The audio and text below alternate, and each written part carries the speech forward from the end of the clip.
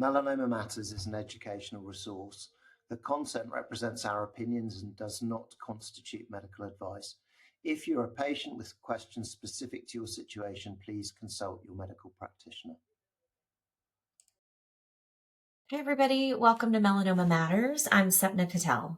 I'm James Larkin. Hi. Today we wanted to just have a discussion about the Nadina data.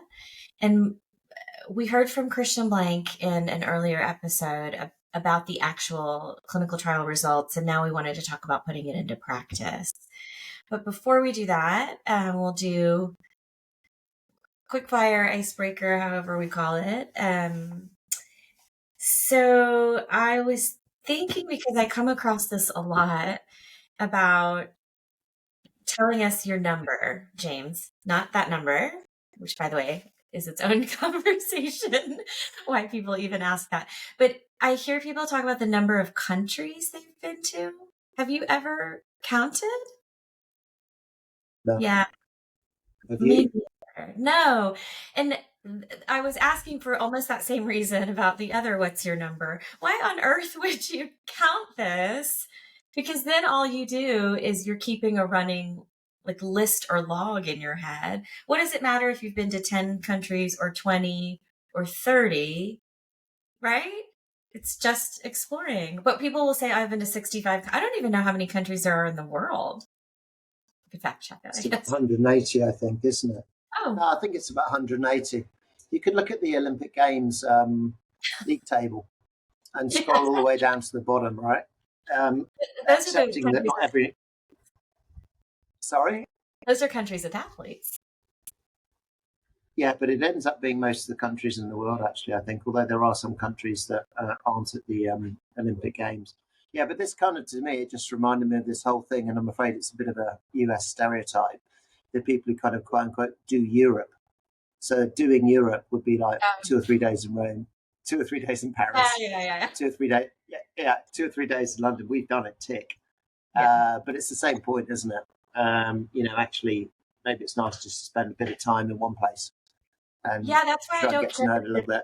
That's why I don't care for this log or tally. Who cares what the number is? It's like, do you have an experience that you remember that you put in to your memory bank? Anyway, well, good to know you haven't counted either. Okay, so Nadina, so tell me, I presume you've seen the presentation now. You've heard from Christian. You've read the paper. You've read the supplementals. What is your take on this trial of, some 300 patients or so? I can't even remember now how many patients. Was it 300, 400? We can look that up, but tell me your take on it and if you're using it.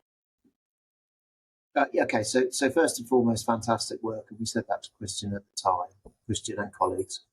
I see it honestly first and foremost as being confirmatory, actually, of S1801 and of all the previous work that Christian had done.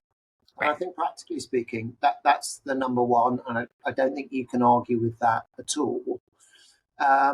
Maybe the other things I would then start to pick out, and Christian would be the first person to say this, is the relatively short duration of follow-up, around about 10 months, something like that. So obviously we'll need more, and we will get more mature data. But nevertheless, I mean, it was great to see such a clear result after a short period of time. And then I guess the other two big headings I think are interesting to discuss would be contribution of components and sequence in that trial. In other words, where do we think the heavy lifting is taking place, which I think, academically is an important question. And then I suppose finally, this was a trial that was done rightly and understandably at a relatively small number of well set up centres in the Netherlands and Australia, and that's great. But particularly with the pathology is what I'm thinking about here, because I think one of the key differences, I think, for trying to operationalize this in the future using clinical practice is that one of the nice things about S1801 is that although you do the path review, it actually doesn't change what you do. And Right. so actually, it's kind of applicable pretty much immediately in clinical practice. Whereas actually the path review that you would need to do per Nadina to stop people's treatment if they have a good response, to change them to BRAF targeted therapy if there's an insufficient response.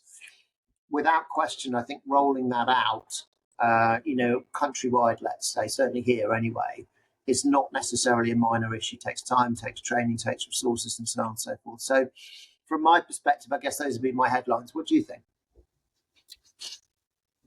Very much saying, yes. I mean, first of all, massive congratulations. We've been hearing about this data, I think, as Jeff Weber said to us, the worst kept secret on the planet when it was clearly going to be a positive trial.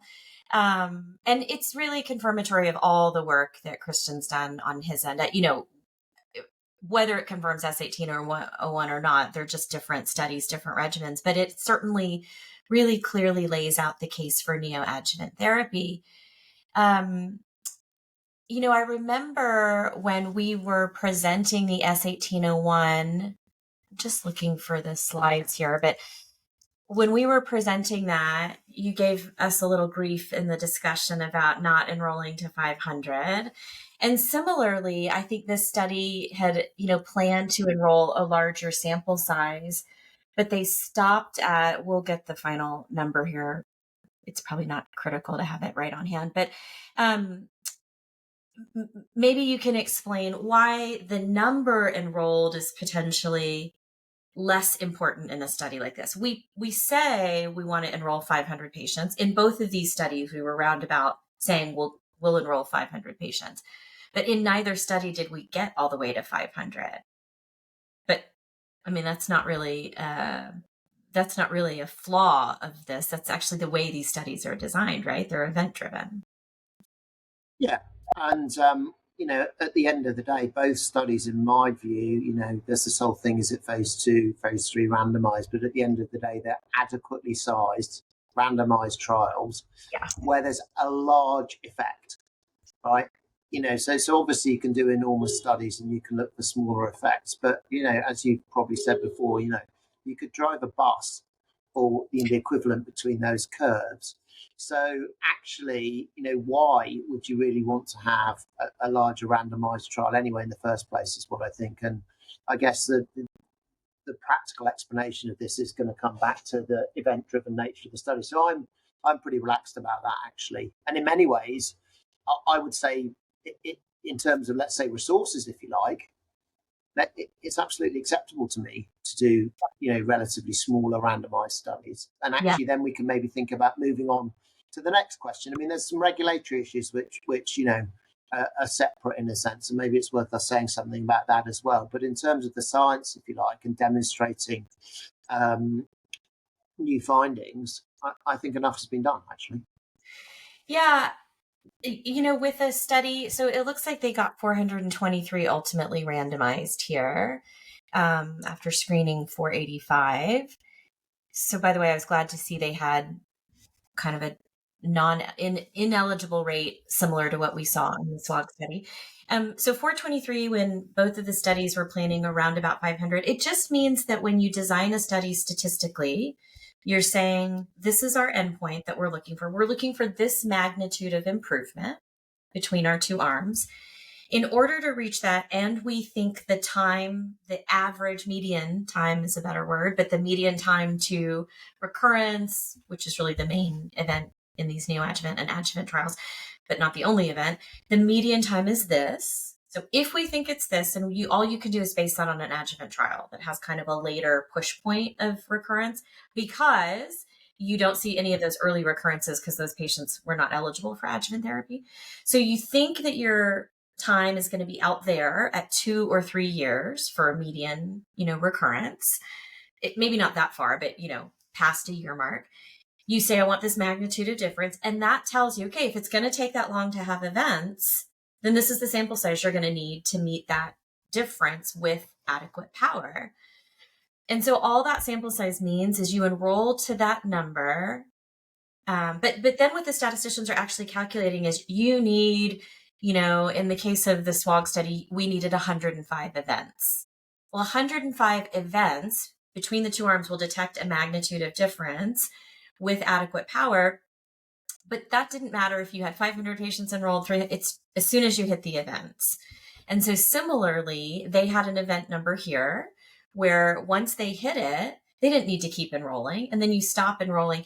The idea is that that enrollment number represents a maximum, so that in the course of the study, if your events are slower than assumed by the statisticians and the study designers, if your events come in slower, then you stop at that enrollment number and you just let the study mature, and events will come after enrollment, like basically after. In both of these studies, the events came in early, mainly driven by the adjuvant arm, as you can imagine. And so because those events came in early, you actually didn't have to enroll to your maximum. You could stop because of event driven. It's a minor point, but maybe not that minor, because I know that was sort of a critique back in the day. And now I think we understand in event driven studies, the enrollment simply represents a maximum enrollment. It doesn't represent study conduct issues when you don't enroll to that number. It just means your events came in faster than you imagined. And in neoadjuvant trials, we didn't know what that timeline looked like before. Right. So now we have evidence that neoadjuvant single agent is better than an adjuvant approach, single agent PD-1. And now this Nadina regimen, which is low dose IPI and higher dose Nivo, for 2 doses might be sufficient in quite a lot of melanoma patients, then absolutely no adjuvant in them. And that regimen seems to be superior to the adjuvant arm, although that's also combined with the 30 or 40% of patients who went on to adjuvant therapy, but they had some PD-1 or BRAF/MEK in the adjuvant setting. Altogether, that group received neoadjuvant, and the sum of those parts is that neoadjuvant combination is superior to adjuvant PD-1. But we are really struggling with regulatory approval. Neither of these regimens really have regulatory approval in the US, but we can put them in guidelines. So in the US, we can access these. It's a little more challenging to get commercial reimbursement, but you end up saying, look, there's randomized data to support it, and often you can get the commercial payers to pay. In Australia, of course, they have approval and reimbursement for neoadjuvant single agent PD-1. Same in the Netherlands, Ireland, a handful other places. They're working towards getting this Nadina regimen. But in the UK, what is it like practically? And in most of mainland Europe, what would it be like practically to get reimbursement for a neoadjuvant regimen? And then if you could, which regimen? Could you actually put any of these in practice, or are you struggling from, the need for a proper registrational approval? Yeah, so we can't really get reimbursement without regulatory approval is the short answer to that. There are some sort of work or potential workarounds to that, but the short answer is, and this is the same, it's true for most places, that regulatory approval is necessary to consider reimbursement. So that's where we are at the moment, certainly on the NHS in this country. With private patients in this country, this is going to be people who have insurance, and that's maybe 5 or 10% of people at most. The reimbursement environment is a bit more permissive, shall we say, and maybe pragmatic. So then if you look at S1801, and we've talked about this before, but it's an important point, you've got the same amount of treatment, the patient's having an operation either way around, and so then, because effectively it's financially neutral, then that outside the NHS is potentially reimbursable for private payers. But the NHS very much tied to the regulatory situation, which is the case almost everywhere. So that's really why we need some sort of regulatory approval here. And just remember, I probably talked about this before, but we're talking about using anti-CTLA-4 here, per Nadina, in a stage 3 setting. There's no precedent for that from a regulatory perspective, right? So in the US maybe, and maybe this is a bad example, but IPI-10 was approved for adjuvant melanoma. So at least there's experience, if you like, kind of memory of anti-CTLA-4, as we don't even have that at all. Yeah. And then the other thing, let's say, we do get regulatory approval and we get reimbursement as well. The other bit for us is going to be the piece about training up the pathologists at every centre where melanoma is treated. And so here, it's maybe 50 places just even in England, or between 30 and 50, and they're not all big centres, to be quite honest. So you can't use a Nadina regimen without having gold standard pathology review. Otherwise, you're underserving the patients. It's as simple as that. So that's another piece that needs to be thought through pretty carefully, I would say. Yeah, I think that's right there. So for a private patient, could you use the Nadina regimen, or even because there's no precedent for IPI in this stage 3 setting, that would be difficult for you to reimburse? It would be difficult, basically, but probably partly because of the anti-CTLA-4. Sometimes, and I hesitate to say this in public, a lot of these things are looking at drop-down menus. Does this drug have an approval in the setting? And if the computer says no, as the expression goes, then whereas single agent anti-PD-1, by that dint is straightforward. So, I mean, it's no, I guess the point's not lost on me that the 1801 regimen is easier in that way. I mean, it was something that we thought about because, the argument can now be said, if you were planning to give adjuvant PD-1, if that was your plan with this patient, stepping back, they'll go to surgery, I'll give them a year, then just give them those 18 doses, just give it in this fashion, right? So if you're planning to give it, then just give it this way. That's really the key. Nadina actually goes in a massively important way. It gives you a much more cost-effective regimen when you think about it's 2 doses without the adjuvant. It really can save a lot of money, resources, time. But it has this hurdle of the comparison, maybe not all the contribution of components like you were mentioning. And there was a conversation with 1801. Well, what if we said you give 3 doses on top of a full year of adjuvant? And so now the adjuvant arm would receive 18 doses. The neoadjuvant arm would receive 3 plus 18. So 3 in front of surgery and then a full 18. And the only concern that I had there, because that seems really clean. It seems like the contribution of components there would clearly be these 3 neoadjuvant doses. But my concern was if the margin of benefit was narrow, the magnitude of benefit was small, then cost could come into it. And then people would say those 3 added doses doesn't really, for the quality adjusted life years that you gain, doesn't really make sense to add this to our regimen because it's too expensive to get you whatever that marginal benefit is. So, I am glad we didn't do 3 plus 18. We just did 18 in total and just how we split it up. That allows for some even thoughtfulness of saying, should we say 2 doses of anti-PD-1? Could you, we've talked about the UPenn data that was 1 dose of anti-PD-1. And then we've also talked about, we've had this conversation at SWOG. I don't know what you think about this, but CTLA-4 we know is dose responsive. So we know, 10 milligrams, like you said, in the adjuvant setting, but we know in metastatic data, 10 milligrams better than 3, better than 1, better than 0.3, better than 0.1 milligrams per kilogram. PD-1, not so dose responsive. PD-1's a lot more, it locks into that receptor, and then, that's it. We don't think you're getting much more by changing the dose.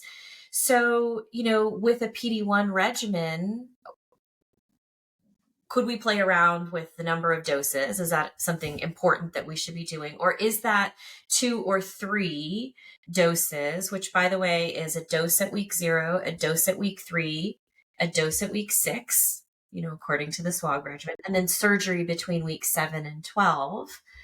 Or if you gave 2 doses, a dose at week 0, a dose at week 3, you could let that full cycle of second dose pembro play out and again do surgery week 7, 6, 7, 8, something like that. I think most surgeons are okay operating soon after single agent PD-1. Nadina was 2 doses and then surgery between week 7 and 12. Is it important to play around with the dose with single agent PD-1? And then with Nadina, the question that really comes up is, if we know IPI is dose responsive, does it make sense to give 2 IPI doses at this 1 milligram, or should you just give them a strong Checkmate 067 dose, single dose of IPI3 and Nevo? I mean, it's a biology question. We don't know how it plays out, I think. I mean, these are all important questions, but I mean, and there's all sorts of different questions, right, that could be looked at. But I think that kind of, honestly, I think the biggest unmet need here is probably the people who aren't really getting benefit from the treatment that we're using already. That's where I think I'd really focus with new approaches, anti-LAG3, for example. There's interest in vaccines, that type. So if I was prioritizing, that's what I'd be prioritizing, I think. And as ever, my concern, we talked about this a lot before, with going up on your IPI dose is going up on your toxicity at the same time, and then steroid usage as well, almost inevitably. And it might be that, you end up using a load of steroids in that situation. And let's say if in the future you were doing something differently post-operatively based on what had happened already, biopsies or whatever else, having a load of patients on loads of steroids might not be ideal in that situation. So I'm just sort of slightly worried about that as well. And I guess the other thing to say, and I was going to say, when we're talking about regulatory approval, and we haven't really mentioned it, there's actually quite a lot of industry activity really now in this space with trials. Yeah. Oh, hopefully, which it would be great, and I think it would be complementary to all the work that's been done so far, resulted in regulatory approval and potential reimbursement as well. Because it's frustrating, honestly, in clinic to see the amazing data, and the patients all know about it, and they all come and talk to it, and then we just say, look, really sorry, and then we have to have a long discussion about kind of regulatory approval and reimbursement, which, to be blunt, isn't really what I want to be spending time doing with my patients, but it's what we have to do. Right. I think, like you said, the patients who are not benefiting is a place where we can focus. And we know a portion of patients benefit from single agent PD-1. We know that doublet adds to that. There's even more patients who benefit from 1801. So you get an extra group of patients under control where single agent would not have been enough. And then you're left with a small group of patients for whom even that doublet wasn't enough. And so Christian's always been very generous about this in saying that if single agent is enough, let's find the biomarker to tell us that. The biomarker that might say, okay, we gave you doublet and now we have changed you into a more responsive tumor. And then for the ones who are non-responsive, is it triple therapy? Is it the addition of cytokine? Is it, intralesional? What else could we do to those? So biomarker development really becomes important here. And it's the question of whether we're looking at that baseline sample, the on-treatment sample after a dose or two. So is whatever we're starting with augmenting? If not, we build on that. And we have to remember that most of these are stage 3. So we're talking about clinically positive lymph nodes. But in a portion of patients, there may be some people where that primary tumor is still intact, and that's being looked at. But I think, as we discussed with Christian, I think he was telling us that the majority of this biomarker work is done on the lymph node specimen, right? So that's important that we remember that lymph node is probably holding the valuable information. It's the most regional. But then let me bring you back to this pathology thing, because what you said is really critically important. In the 1801 type of regimen, the pathology is nice to have, but it doesn't dictate what you do. But then obviously we could be over treating. And as you've said in a past episode, that's the definition of adjuvant therapy. Of course you're over treating. If we knew who needed the therapy, it really wouldn't be adjuvant therapy. In Nadina, they're trying to refine it and get us closer to who needs it. So they're basically saying, if you have a gold star pathologist, maybe gold stars, I mean, that means something different in every scenario, but if you have a gold star pathologist who can really read this for you, that allows you to potentially lean in and do better in the adjuvant setting, potentially drop therapy, minimize, surveillance. But that's really hinging upon this pathologist. So what 1801 certainly taught us is when you do this across multiple centers in the United States, and you have each individual pathologist with the protocol that tells you, please section the tissue this way, process it this way, read it this way, do the math this way, the maths this way.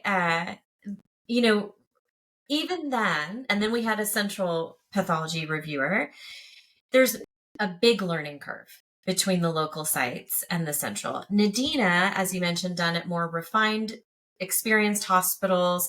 They really leaned into the training of those, as we did in SWOG too. You know, we had guidance, but, you know, 95 sites enrolled, you can only do so much with those. We were open at 600 or 800 different hospitals. With Nadina, opened at, you know, a dozen places in Australia and the Netherlands, and then a single couple of places in the US. The central pathology review matched the local review. There was very good concordance. So it tells you training is possible. You can definitely train. But now we're talking about training up, scaling that to the world, right? To all of UK centers, to all of the US, Canada, South America, all of mainland Europe. So what that looks like, I'm not clear yet. How do we get all of this excellent pathology data into a training set, digitized, a training set, something that these pathologists can teach themselves? And then we have to actually adjust the reimbursement that we give pathologists, because now it's no longer a 5-minute quick read, take this lymph node specimen, tell me if it's positive or negative. It's do the maths on this specimen, be really intricate with it, because what you're telling me, I can do one of 2 or 3 inflection points with that patient.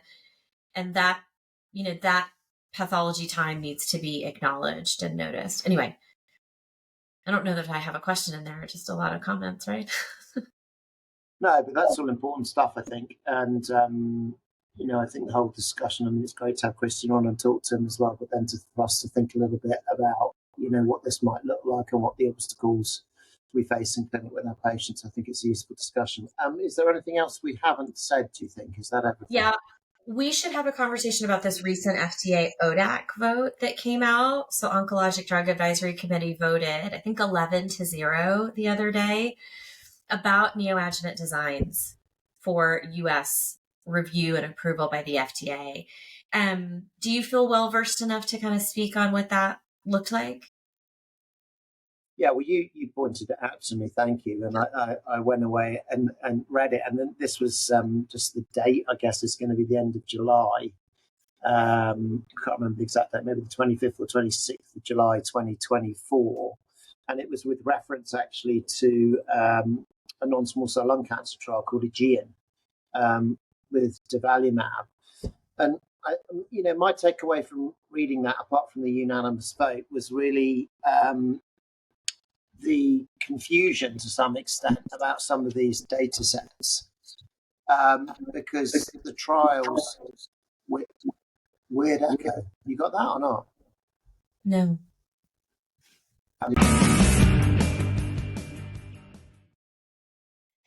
Okay, yeah. The other thing is about this FDA vote that happened recently with ODAC, their Oncologic Drug Advisory Committee. I think it was an 11-0 vote in favor of a little more specifications around neoadjuvant trial design. So do you feel comfortable enough with that vote to be able to explain it or describe it? Yeah, I can try. Obviously, you pointed it out to me anyway, so I went away and I looked it up. But this was 25th, 26th of July, I think, 2024, and mainly in reference to a non-small cell lung cancer trial called AEGEAN with durvalumab in it. And the crux of it really was exactly the issue that we've been talking about, really, the potential difficulties of isolating contribution of components. That's one thing, but also critically, they call it contribution of phase, I think is the exact phraseology that they use. Or you could call that combination.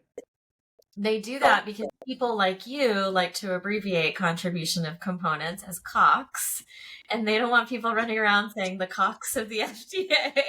So now it's the COPS of the FDA. Oh, really? I don't know. It's just true. I suppose I'd sort of taken them differently, though, because I mean, I think the sort of critical thing with neoadjuvant isn't just the treatment, it's the timing of the treatment, basically. And that's what they're trying to disentangle. And I think what I took away from that vote and that guidance was the fact that this question or questions, these questions need to be explicitly addressed in trial design, and that trials potentially need to have multiple arms to really try to get at some of these issues. You know, what is it that has resulted in benefit? Is it the time that you give the treatment, or is it the treatment itself, and so on and so forth? So I actually thought that was pretty timely advice, and it's an interesting area. And I think my sense is that if they've taken that view on a lung cancer trial, it'd be quite surprising if in due course that they didn't take a similar view, you know, on trials in different areas with neoadjuvant. And I'd also be surprised if other regulators didn't follow suit, actually. But anyway, what do you think? Yeah, I think that's a great summary. I mean, you even kicked off our conversation sort of saying it in your CrossFit way, like what's doing the heavy lifting here? You know, is it the regimen itself? Is it the timing of the regimen, the duration? Is it the neoadjuvant plus the adjuvant phase? Just the neoadjuvant? Does the adjuvant add in somebody without an excellent response? So I think all of those are leading the FDA to say, in order for us to tease out the different contributions, we are going to need to see different phases of care and different arms so that we can tease that. And basically, what happened with AEGEAN? What happened with the vote?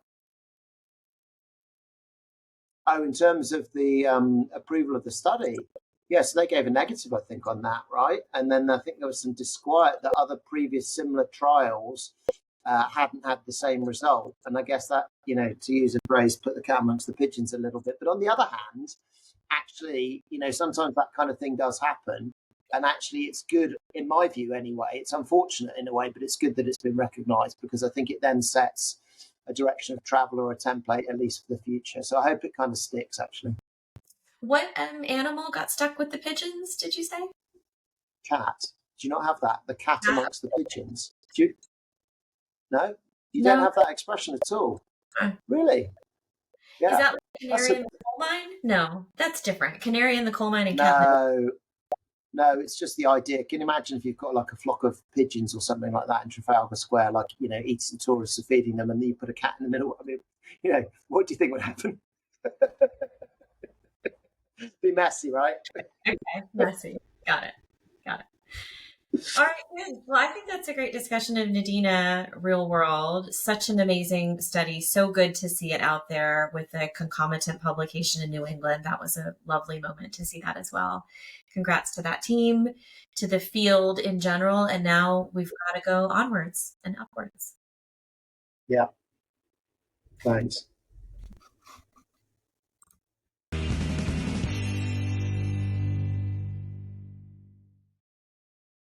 Okay, so this is a fact check for Nadina, episode 26, and we were talking about 27. Thank you. Let's not redo it though. Anyway, and I think we did that in June, and we're now in September.